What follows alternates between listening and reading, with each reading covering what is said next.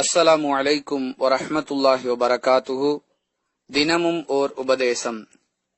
ரமலானுக்கு முதல் நாளும் அதற்கு முதல் நாளும் உங்களில் எவரும் நோன்பு நோற்க கூடாது. அந்நாட்களில் வழக்கமாக நோற்கும் நோன்பு அமைந்தாலே தவிர, அவ்வாறு அமைந்தால் அந்நாட்களில் நோன்பு நோற்கலாம் என்று ரசூலுல்லாஹி ஸல்லல்லாஹு அலைஹி வஸல்லம் அவர்கள் கூறினார்கள்.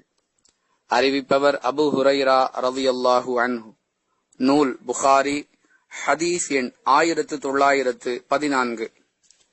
அன்பிற்குரிய அல்லாஹுவின் நல்லடியார்களே, ரமலானுக்கு முந்தைய நாளிலும் அந்த நாளுக்கு முந்தைய நாளிலும், அதாவது பிறை தேட வேண்டிய சந்தேகத்திற்குரிய நாள் ரமலானாக இருக்குமோ இல்லாதிருக்குமோ என்று சந்தேகிக்கக்கூடிய அந்த 2 நாட்களிலும் நோன்பு நோற்பதை தவிர்க்க வேண்டும் என்பதைத்தான் பெருமானார் ஸல்லல்லாஹு அலைஹி வஸல்லம் அவர்கள் இந்த உபதேசத்தின் மூலமாக தெரிவிக்கின்றார்கள். ஒன்று, சந்தேகத்திற்குரிய நாளில் ரமலானை துவங்கிவிடக்கூடிய தவறும் நம்மில் ஏற்பட்டுவிடக் கூடாது. இன்னொன்று, ரமலான் மாதத்தில் நோக்கப்படக்கூடிய நோன்புக்குரிய சக்தி நம்மிடத்திலிருந்து விரயமாக்கப்பட்டு விடக்கூடாது என்ற காரணங்களை முன்வைத்து இவ்வாறு கூறுகிறார்கள்.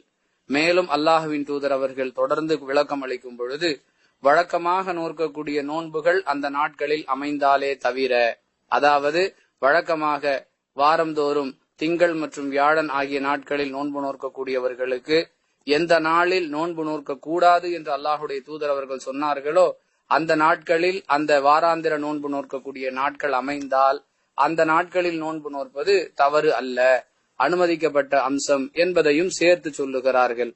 இது போன்ற உபதேசங்களை கவனித்து நடைமுறைப்படுத்தக்கூடிய நன்மக்களாக அல்லாஹ் நம்மை ஆக்குவானாக. வாஹிர் தவானா அனில் ஹம்துலில்லாஹி ரப்பில் ஆலமீன். அஸ்ஸலாமு அலைக்கும் வரஹ்மத்துல்லாஹி வபரகாத்துஹு.